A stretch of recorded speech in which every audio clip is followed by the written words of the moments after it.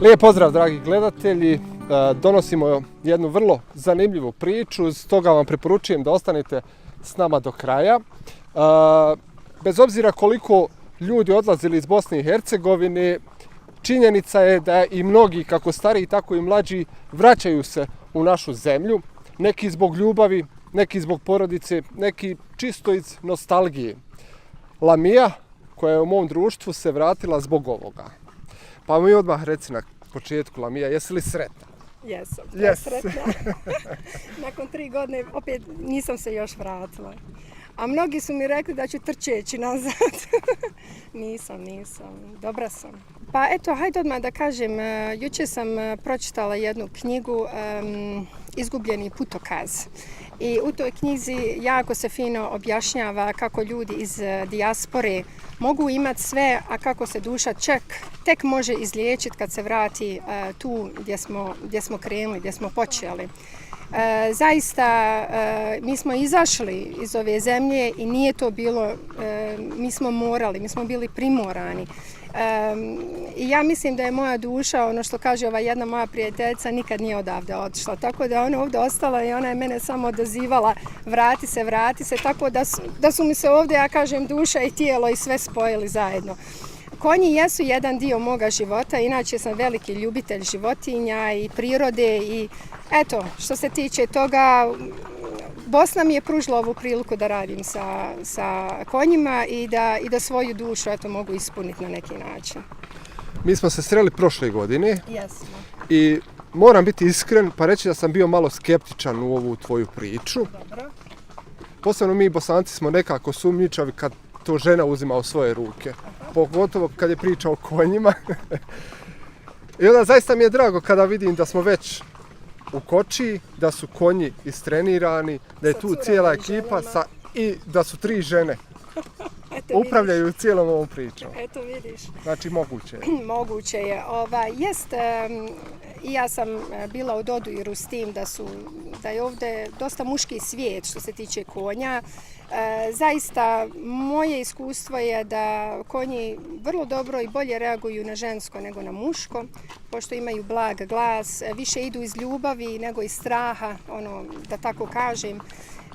Naročito bosanski brdski konji koji mi smo kao prvi upregnuli čistokrvnu bosansku brdsku kobilu.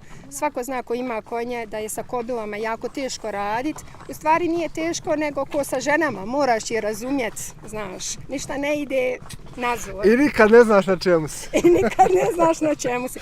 Znači rizik jest i taj rizik inače muškarci rađe ne uzimaju. A mi žene, pošto ih razumijemo, eto.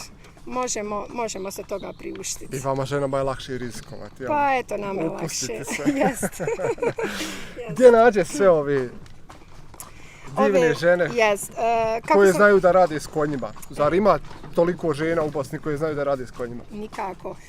Evo, moja ćerka je sad bila u konjičkom klubu Stini u Grudama, gdje inače domaćinsko, hajde kažem, oni kao jedna porodica rade sa konjima, zatim 3 cure, 3 žene su tu glavne. Otac, majka, oni podržavaju.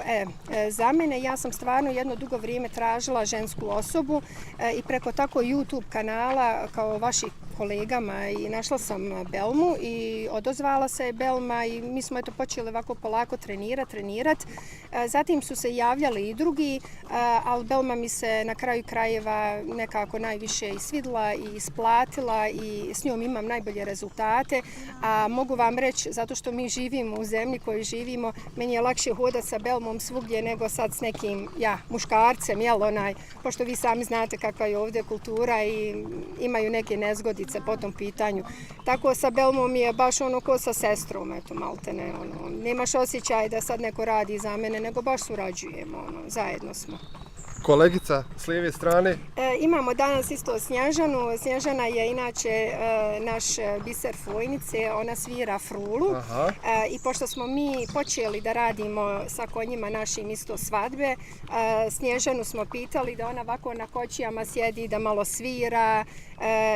Sad nju u stvari moramo uhodati malo u posao, pošto prvo joj konji moraju dobro da je upoznaju i njen zvuk i to sve. Ona sad ide ovako s nama, da bi upoznala kako mi radimo i ovako kad budemo imali svadbe, ona će tu biti i uz konje i kočije koji možete iznajmiti i klasične i nju isto usto iznajmljujete i ona tako na taj način svira i po vašoj želji, po vašoj volji i eto tako. Probamo naše mlade fojničanke da da i njih malo promovišemo i tako dalje. Odakle ti sve ove ideje? Ti se vani nisi bavila ovim. Odakle je ova ideja da napraviš ovu turističku ponudu koja je zaista rijetkost u Bosni i Hercegovini pa i u svijetu? Pa jest. Pa, znaš šta, nije nešto ni... Sjedim i dumam, jel? Pa, ja samo otiđem na spavanje, probudim se i ideja, što se kaže, odskoči. Pa nije to toliko teško, vidiš koliko je lijepa fojnica. I što ja ne bi išla sad sa konjima do Slapova. Pa što nije neko se prije sjetio? Pa ne znam, svi znamo da je lijepa. Pa ne znam, nije. Ja se to ponekad pitam. Mogu vam reći jednu stvar. Ekonomski ovo nije isplatljivo nikako. Znači prve 2-3 godine ulažeš. Odmah da vam kažem. To je znači moraš ovo stvarno voliti. Naprimjer da sam ja sad u Holandiji, opština bi odmah rekla meni, joj, vi ste ovdje jedini koji ste došli što vozite, oni bi mi odmah dali 1000 eura mjesečno samo da bi mogla ovdje vozika da uljepšam grad. Zatim to ovdje kod nas nije tako, ne znaju mi na primjer ni rupe pored puta, ne znaju mi začepit kamo šta drugo, tako ne dolazi nam, po tom smislu ne dolazi nam u susret i naravno onda da je teško da neko počne, onda stvarno moraš to voliti, stvarno svoje pare trošiti da bi to, da bi napravio nešto lijepo, eto šta da vam kažem.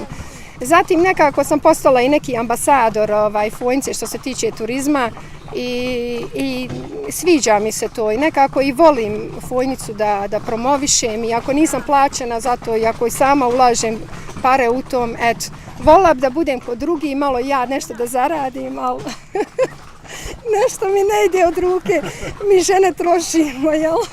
Volite više trošiti, jel? Više trošite nešto zaraditi. Izgleda. Ali počeli su nam se ljudi javljati za svadbe, tako da ovog ljeta očekujemo dosta isto i tih, malo eto da i mi nešto zaradimo po tom pitanju. Kad već spomenula svadbe, s kojim ciljem si ti ušla u ovu priču? Dakle, šta je neka ta turistička ponuda ili tura, kako si ti sve to zamislila?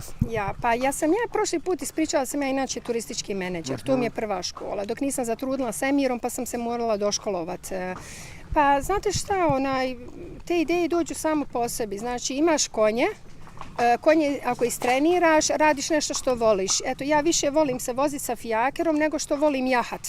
Sad, neko ko bi, na primjer, jahao, on bi radio jahačke ture. Neko ko voli se voziti sa fijakerom, radi to. I onda šta je ljepše nego kad mladu dočekaš sa konjima i sa kočijama. Zar to nije fantastično? Znači, nije samo turizam, nego je to jedna vrsta experience, jedna vrsta doživljaja koji imaš. I ja sam, na primjer, težila zatim da čovjek dođe sa konjima i sa kočijama, zatim oni su došli s nekim autom, dobro, nije bilo bilo je klasično jedno auto iz 50-ih godina i to sve nije bilo baš da nije bilo lijepo, ne smijem se žaliti. Ali koliko bi bila sretna da su došli sa konjima i sa kočijama. Tako da sam ja rekla sad mužu, nakon 20 godina braka, rekao, sad ću ja tebe pitat ponovo, će ti sa mnom uzeti, pa ću ja doći po njega sa konjima i sa kočijama. Sad ćemo preokrenuti priču, pa ćemo napraviti svadbu kako sam je ja isto i željela, ali na svoj način. Rekao, moramo sad biti moderni, sad mi žene moramo uzeti to sve u svoje ruke. Ne čekamo muškarce da nam sredi. Pa negdje danas i moraš. Pa moram, vidiš da moram. Pored svadbe, tu je negdje program koliko sam upratio na tvojoj Facebook stranici koji si napravila kada je u pitanju ova tura gdje se vi nalazite prema slapovima Kozice. Kako ste to zamislili?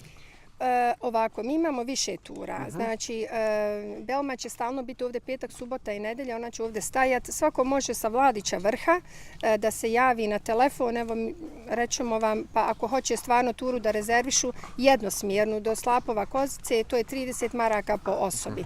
A ako hoćeš jednu turu, sad čekaj, znači na dan, da mi pripremimo sa fojničkim ženama, surađujemo s njima gastronomsku, znači u hranu i sve, da to bude jedan čitav dan izlet, tu već imamo malo druge cijene i možete isto vidjeti na našoj web stranci. Ona baš od ove sedmice... Koje su također solidne, vidio sam, za pa, znaš šta, ono što se nudi. Pa ono što se nudi jest i trebaš da imaš volju i da ti je to jednostavno, da ti je drago da na taj način u stvari trošiš svoje pare. Pošto mi održavamo konje, mi ne prodajemo konje sezonski, oni ne idu sad na klanje nakon toga. Ova mi je lijevo, ona mi je matica, ona će ostati ovdje do kraja života i s njom idemo dalje u priplod. Znači mi smo ergela, mi nismo neka firma koja preprodaje i kupuje konje, da smo... Što kažu, potrošna roba. Jest. Tako da mi stvarno njegujemo ove konje i onda kad ti dođeš kod nas, ti znači održavaš konje, onda stimulišeš isto žensko poduzetništvo. Belma je evo sad dobila ugovor, kontrakt za 2 godine, primila sam je za 2 godine fiksno, znači ona je baš i prijavljena i sve, nema ništa tu na crno, što se kaže. Tako da nam je sve uredno i lijepo i svako ko dođe kod nas treba da zna da je sve fino, uredno, eto da radimo lijepo sa konjima, ne maltretiramo ih i eto to tako. Znači, ko dođe može da se provoza kočijom do Slapova Kozice, posjeti Slapove Kozice, uživa u svoj ovoj prirodi, u svim ovim zvukovima, ljepoti, da ruča, najede se, napije. Ručak tamo čeka na Vladića vrh. Jest, onda dođu fojničke žene, opet žene iz Vini. Pa dobro. I one pripreme ručak, tako da ovdje je Valhala za žene, kogod želi može da dođe, da se provoza s nama, eto tako. Ja mislim da u današnjem periodu i muškarci i žene više vole žene. Ja, po mom nekom procjeni ovdje u Bosni, rađe radim sa ženama nego sa muškarcima. I zato što su nekako odgovornije, znaju 10 stvari odjednom, ne trebaš im sve crtati, govoriti. Onda nemaš te probleme da ti se udvaraju, da ti se nekako, znaš, da ti dosađivaju na kraju krajeva i jednostavno, šta ja znam, i volim i lijepu ženu i vidjeti što jest. Kako si se izborila s tim kao žena sa kočijom, sa konjima, upravo zbog tih komentara, udvarača, svega? Ja. Kako je se muž izborio s tim? To možda bolje pitanje. Pa znaš šta, muž, ja sam malo prepo, šokirao se on malo. I morat ćeš jednom ti samo s njim ovako u koči sjesti malo popričat. Možda je najbolje čuti od njega. Pa jesam on malo šokirao, kaže, majko moja divlji narod, baš se prepo. A ništa, ide sad odmah u blok. Znači prije stvarno sam mislila s ljudima fino, ne, sad je odmah u blok, ne, gotovo, zatvorim vrata i nema više priče, nema više. Dala sam ti priliku, ako mogu si se pokazati da budeš fin, jel, ako nisi, sam si pogriješio, nema više kod mene i gotovo. Morala sam postati baš drska i žao mi je to, pošto stalno u Holandiji, naročito kad si u turizmu bio i kad si kao terapeut radio, stvarno si naučio da moraš biti ljubazan, da je ljubaznost baš sve. I s tim se nekako postigne najviše. Zatim ovdje je obrnuto. Ovdje moraš biti strog, moraš biti ponekad baš drsak moraš biti da bi opstao. I žao mi je na jednu stranu, na drugu stranu šta ću, ja sam došla ovdje da živim, moram se i ja prilagoditi, ali imam te gene, znaš, da znam biti drska i malo, znaš, tako da ide. Znam, jel? Po tom pitanju sam isto bosanska brdska kobla. Spominješ te probleme, li imate probleme kada je u pitanju ovaj posao? Nekako kod nas je odmah na osudu, došla izvana, ima pare, može ona da priča, može ona da šta ona pametuje i tako dalje. Jesi li naišla ovdje na odobrenje, konkretno u Fojnici, na ovu priču, imaš li podršku svijeta ili više onako na sputavanje? Čini mi se da mi baš ne volimo kad neko radi nešto lijepo, pozitivno, kad se bori. Pa Bosanci su ovdje drugačiji nego u dijaspori. Mi se u dijaspori podržavamo, to jest. Malo sam se ovdje baš iznenadila da te podrške ovdje nema ili su nekako nacionalno nastrojene ili tako nešto. Pa znaš šta, ima svugdje dobrih ljudi. Ima stvarno ljudi. I njih se treba držati. I ja mislim da su se oni malo i iznenadili koliko ja radim. Svako zna sa sela kako je s konjima radi. Svako zna da to ne ide s brda dola. Nema veze jel ti imaš pare ili ne imaš pare. Ja kidam štalu svoju isto od konja, ja njima polažem, ja njih njegujem, čistim. Polomila sam jednom nogu s jednom koblom, imala sam veliku nesreću. Bila sam pa 2-3 mjeseca sigurno nisam mogla da radim, baš da radim s njima. Tako da je rizik veliki, ljudi to znaju. Znači onaj koji zna, on te i cijeni, mogu ti reći. E sad, što ljudi sad ne smiju se nekad izjasniti zbog nekih političkih strancih i po nekih... Zato što se boje drugi ljudi, to je jedna druga stvar. Znaš šta, teško je biti hrabar. Ja znam da to nije za svakog. I ja sam se s tim smirila. Zatim, ne treba mene niko ni voliti. Podrške financijske nemam, sve radimo sami. Najveća mi je podrška moj muž. Pričali smo o tom isto i prošli put. Stupila sam u kontakt sa Jusupovićem. On ima jednu organizaciju koja eto ovako ganja poticaje i to. Zatim jako teško, ako dobijem nešto za štalu bilo bi mi super, koju sad trenutno pravimo za konje, a ostalo sve sami radimo. Znači, to je jedan stil života i ja nikog tu i ne krivim, znaš, bilo bi mi drago da nekako opština to vidi, zatim vidim da ljudi jednostavno nemaju taj svijest da to vide i ja sam se s tim nekako smirila. Znaš šta sam rekla, Alene? Rekla sam, sve što ja mogu uradim ja. A sve ostalo, rekla sam, samo sam se rekla, dragom Allahu, znaš šta, tebi ostavljam drugo, ti sredi to drugo što trebaš da središ za mene. I dala sam u njegovo ruke sve. Znaš, pa što se kaže, nek mi je Bog na pomoć. Ja mislim da je to zapravo i pravi odgovor. I da se svaki trud na kraju krajeva uvijek isplati. Pa, znaš šta, meni ovo duhovno me ispunjava. Ja sam ovdje došla zbog svoje duše. Ja nisam ovdje došla zbog drugih. I zaista ovdje ima stvarno finih ljudi, Alene. Nažalost, fini ljudi ovdje nisu viđeni. Uvidjela sam se i ja u to. Ali eto, ja kontam, evo vidi s nas tri što možemo uraditi. Zar nije uhar i to dijete ponijeti sa sobom i da i ona se pokaže zato što i ona fino svira. Ako već radimo zajedno, zar nije to lijepo surađivati sa fojničkim ženama? Ovdje imamo čovjeka Muhameda koji ima pastrmku, znači čovjek ima iza kuće ima svoje pastrmke, uzgaja, pa kupim od njega te pastrmke, pa za turiste, pa zar nije to fino nekako? Negdje si zaokružila i te ljude si na neki način pokrenula da i svi zajednički radite. Naravno. Znači, nisi samo, kako kažu, samo za sebe. Naravno. I ja sam malo vidjela da je taj komunizam, pošto je ovdje nacionalne partije su jako velike, da je taj komunistički duh koji je bio prije, znači surađivanje zajedno, više radi za društvo nego sam za sebe, da se on još smatra nekako kao u prošlosti. Ali ne trebaš ti, možeš ti biti vjernik, a možeš imati taj zajednički duh.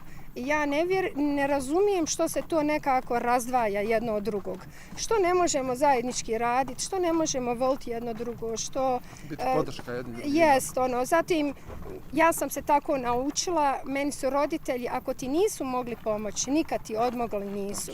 Znači, ja idem tim putem kako sam se ja naučila, kakvi su moji roditelji bili i neću da odustajem od toga bilo kako...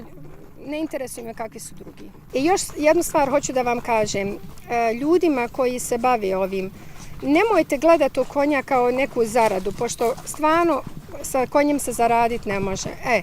Samo htjela sam isto reći ljudima koji koriste ovakve usluge. Gledajte dobro jesu ti konji, jel se dobro paze, jel oni nisu tu došli za sezonu. Ne daj Bože dijete svoje staviti na konja koji je samo sezonski, znači došao.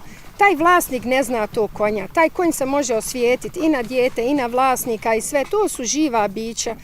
Mi smo evo sad uzeli Miška, pošto nismo uz Unu imali konja da, na primjer, onu Ajšu sam trenirala, nisam je uspjela istrenirati. Ona jest bila, kak se zove, naučila sve, a ona je mene 3 puta izdala. Znači, ona nije više vrijedna, ona kočija. Znači, ja sam nju ja sam nju dala nekom koji može s njom raditi terensko jahanje. Znači, nije svaki konj za istu stvar. Jest.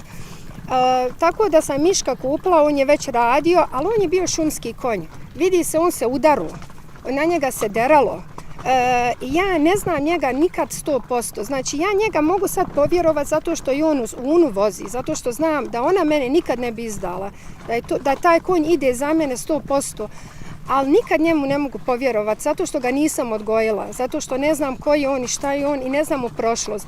Zato hoću da kažem ljudima koji dolaze ovdje i hoće na taj turizam da se bacaju ili da upotrebljavaju konja, gledajte dobro gdje idete i gdje svoje dijete stavljate. Znači, ja sam otišla sa svojom ćerkom u Grude, gdje žene imaju konje, gdje ja znam da se taj konj tu oždrijebio, da oni znaju to konja od malena. I ja smijem svoje dijete tu staviti. Znači, ja kad uzmem nečije dijete, ja moram 100% da budem sigurna. To je velika odgovornost. Znači, pazite, nemojte ići tek tako, sjedi tek tako negdje na konju. Iako vlasnik kaže, ma dobro je, ma vamo, ma tamo, gledajte dobro. Gledajte dobro. Nije to baš za šalu. Je bilo puno posla, puno napora da se dođe do ovog? Ili i dan danas tu? Pa kad moj tata kaže, kad se nešto voli, onda se ne osjeti. Aha. Ali eto, juče jednostavno živiš s tim. Juče me spucala, eto, velika migrena, glavobolja. Bila sam pola dana knockout, i to je jedan dio, znate, sunčanca spucat, nisi stalno odgovoran. Tako da, šta da ti kažem, ali nakon 2 dana nekako zaboraviš i opet ustaneš, ideš dalje. I onda kad dođem kod Une, naročito kad me ona zagrli, kad počnem nju, kad sam s njom, ja sve zaboravim. Iskreno rečeno, bila sam u Japanu, dobila sam od brata i ja i ćerka smo dobili jedan veliki izlet na Japan. Nakon 10. dan ja sam umirala od tuge. Kakav Japan? Ja sam s njima bila na telefonu. Una je gledala mene kroz telefon. Evo zna Belma. Pa to je bilo men tuga. Tuga me fatala što ja nisam s njima. Šta ću ja u Japanu? Ja sam se razgledala šta ću ja u Japanu. Ništa se meni... Hajde, 2-3 stvari sam ja vidjela što su mi se svidle. A ovo ostalo, lijepa Fojnica, ja ne mogu ljudima reći koliko je ovo lijep kraj. I to je istina. Divno. Znači, mene ovdje, ja nigdje više da ne otiđem, samo ovdje u Fojnici da se krećem, meni je sasvim dovoljno. Ne trebam nigdje ići.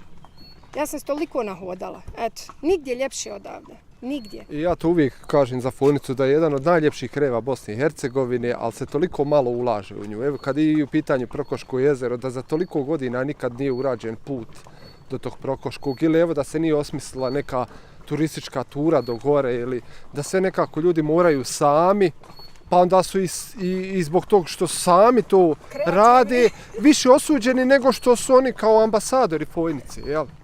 Pa nažalost, znaš šta je, ovdje u našoj opštini uopšte nema neki strateški plan održavanja turizma.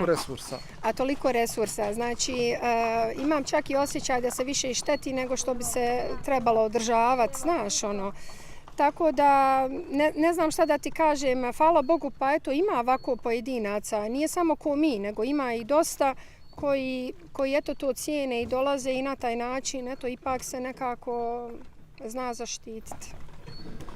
Je li ovdje pauza ili... Mala pauza, ovo je...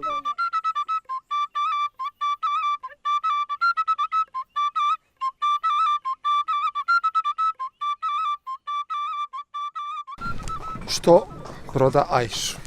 Kad je Ajša bila mezimica Ergeli, spasila ti život? Jest, od ovna, jest. Pa znaš šta, Ajša je bila stvarno kraljica. Najljepša je bila. Što se tiče njenih kopita, građi, vrhunska kobila. To je jedan, hajde da kažem, učitelj bio i meni i njoj. Mi svi imamo nešto svoje kao ljudi u čemu smo dobri. Znači, nije svaki konj za zapregu, nije svaki konj za jahanje, nije svaki konj za terapiju. Ja sam Ajšu malo preforsirala, mislila sam da je mogu podučiti, zatim to nije bilo tačno. Kobila je stvarno dala do znanja da ne želi da vozi kola. I ja sam se odlučila, pošto mi je bio jedan kolega stvarno zainteresovan za nju. Ona je bila jedina tad u Bosni i Hercegovini Mrkuša, znači rod bosanskog brdskog konja. I on je poželio imati i znajući da će biti kod njega u dobre ruke, ja sam nju odlučila prodati, a mogu ti reći sa velikom mukom u stomaku. Nije mi bilo jednostavno. I otiću ubrzo isto malo da je pogledam, da je osjetim, eto. Snimke stalno pratim, sretna je, presretna. Zatim Majši isto malo smetalo, mi nismo tad imali ždrijebca na ergeli, znaš, i kobla je bila naučena da se ždrijebi svake godine. Vidjela sam jednostavno da bi joj bilo draže da ona bude majka, pošto joj to paše i tako, eto, nije svaka kobla za sve. I tako smo se rastali na jedan fin način, ljubazan način.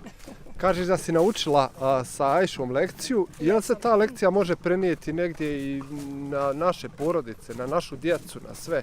Može, da ne može. forsiraš na nešto što ne ide. A mi danas čini mi se da puno griješimo, pogotovo mladi roditelji, Jeste. kada su u pitanju djeca.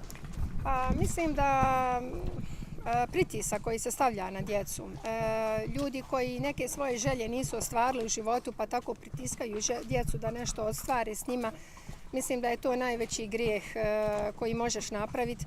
Zaista mi ne trebamo djecu odgajati, mi samo trebamo djecu pratiti. Djeca se rode, ja kažem, nevina, djeca se rode čista. Samo ih ne trebamo upropastiti. To je ono što ja govorim. Ja pratim evo svog sina i svoju ćerku i ja radim samo, podržavam ono što oni žele da rade. Ja njima ništa ne namećem, ono što se kaže. Tako isto i sa konjima. Moraš jednostavno da gledaš koji konj, šta, kako.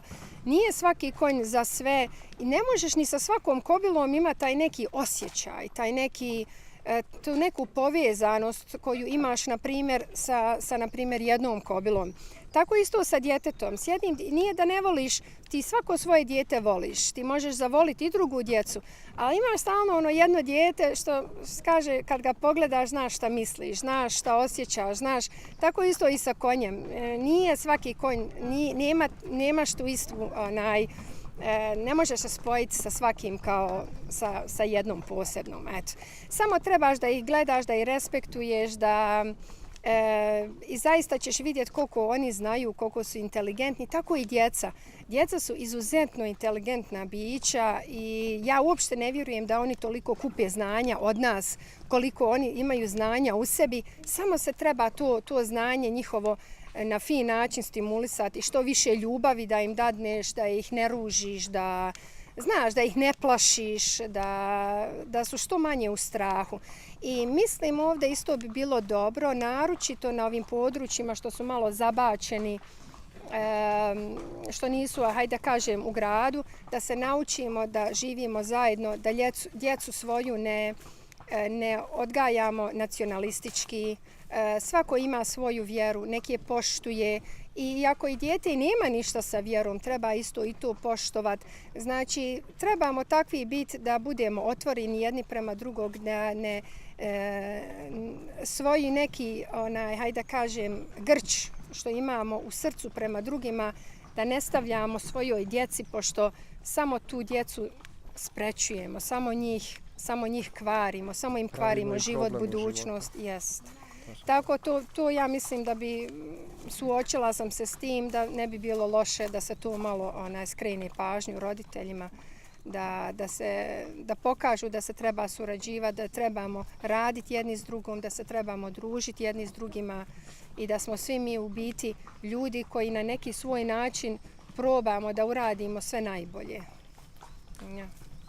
Odlučila si se za ovu vrstu konja koji, bez obzira što su naši, nisu toliko zastupljeni u Bosni i Hercegovini. Čini mi se da uvijek nekako želimo nešto drugo, nešto tuđe. Što baš za ovu vrstu konja? Evo negdje za kraj ove priče, tu smo blizu i odredištu. Jest. Pa bosanski brdski konj je naš konj, to je naše blago, to je naša kultura. Što da mi uzimamo lipicanere ili neke druge konje da voze za nas? Ovi su konji napravljeni za ovaj teren i oni trebaju ovdje da voze. Sad, možda je što sam ja bila dugo u tuđini, da sam ja zavolila sve što je naše, jel? Pa možda to i forsiram na taj način, Ali drago mi je što su neki ljudi, kao na primjer u Vukeljićima muzej, koji je uvidio to da mi imamo svoje, držimo do svoje tradicije, da stvarno ljudi koji nas zovu kažu hej, hoćemo svadbu sa baš bosanskim brdskim konjima, a ne sa nekim lipicanjerima, što su u stvari, što nisu naša domaća pasmina.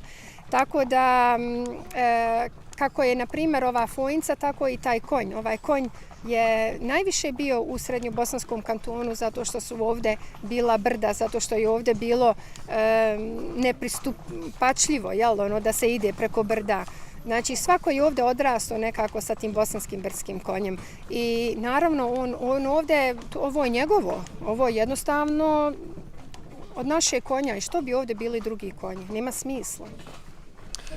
Započela, kažeš, vratila si se zbog ljubavi, vratila si se zbog Bosne i Hercegovine, zbog svoje duše u svoju zemlju, sa svojim ljudima. Jesi li danas zadovoljna tim povratkom? Je li danas ovaj tvoj povratak definitivan ili još uvijek si negdje na toj relaciji tamo i jamo? Kakav je neki cilj, plan životni? Ja, pa mogu ti reći, ja sam vaka, ja kad nešto odlučim, ja to tako radim, ja presjećam sve, kod mene je to gotovo. Meni je čak otići u Holandiji za 7 dana, ja samo idem čisto da posjetim mezar svoga sina, pošto on je gore ukopan. I to mi je neki jedini razlog što me vuče, da otiđem jednom u godinu dana da ga posjetimo.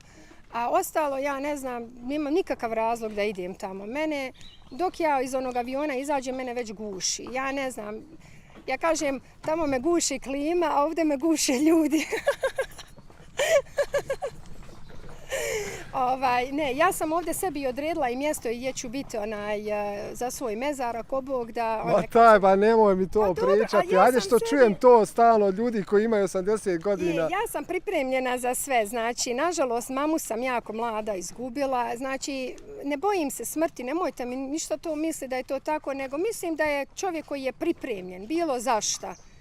Da je to najbolje. Treba imati plan A, plan B, plan C, pa šta bude. A nikad ne znaš može li te kobla nogom u glavu? Pa hajmo biti iskreni, ovo je jako rizičan posao. Ja znam da tu ima veliki rizik, ali znaš šta, iskreno rečeno, ja vjerujem da, tako ja smatram, da mi se rodimo i otiđemo na ovaj svijet, da je to već određeno. Samo kako mi nekako taj život sebi ispunimo, to je do nas. A kad ćemo mi ići, naravno mora se paziti sa konjima, jel tako? Ali da je rizik, naravno jest rizik. Ja sam takva, ja volim sebi odrediti, ja imam gore na parceli, ja već znam ispod koje drveta, ja sam sve sebi već zacrtala, meni to nije problem. Tako da ne planiram se uopšte vraćati. Nemam nikakvu potrebu, čak smo počeli graditi jednu veliku štalu za naše bosansko-brdske konje, imaće štalu, znaš šta, kraljevsku, koji nemaju ni lipicaneri, ni frizi, znači Holanđani će biti ljubomorni na tu štalu kad nam dođu. Ništa, meni je prvi put u životu, ja kad otiđem na godišnji odmor, da ja hoću da se vratim kući. Znači, nakon 7 dana meni je dovoljno. Ja već težim da idem kući. 4. dan mene već počne mučiti. To nisam imala od malena, kad sam bila dijete, pa poželim otići, vratiti se kući kod roditelja. Znači, ovi konji zaista nešto radi sa mnom. Ja sam stvarno ovdje počela liječiti. 30 godina vani, ja sam ovdje bila jako sretna kod dijete, znate, i nekako biti svom na svom, ja to ne mogu opisati. Ja to zaista ne mogu opisati. Stižemo na odredište, krajnje. Dakle, cilj je turistička ponuda, promocija fojnice, promocija bosanskog brdskog konja.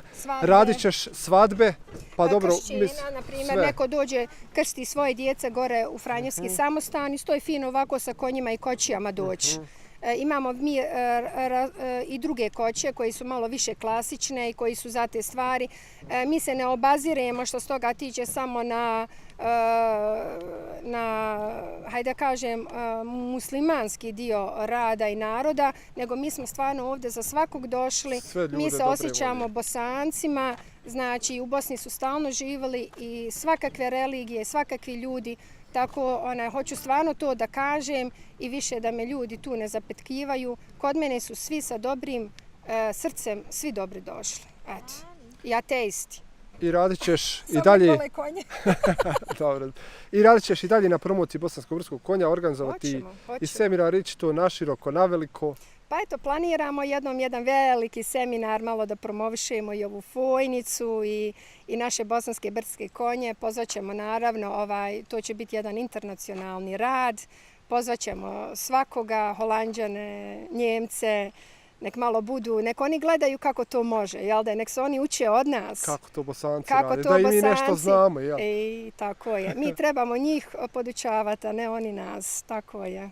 Hvala što si došao, evo i kamermanu se zahvaljujem, hvala vam i dođite nam opet ako Bog da.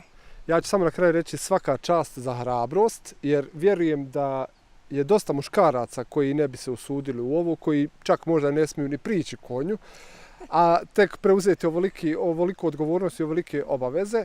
Hvala ti što promovišeš našu Bosnu i Hercegovinu, dobrotu i eto, želim ti zdravlje i da ova priča postane mnogo uspješnija.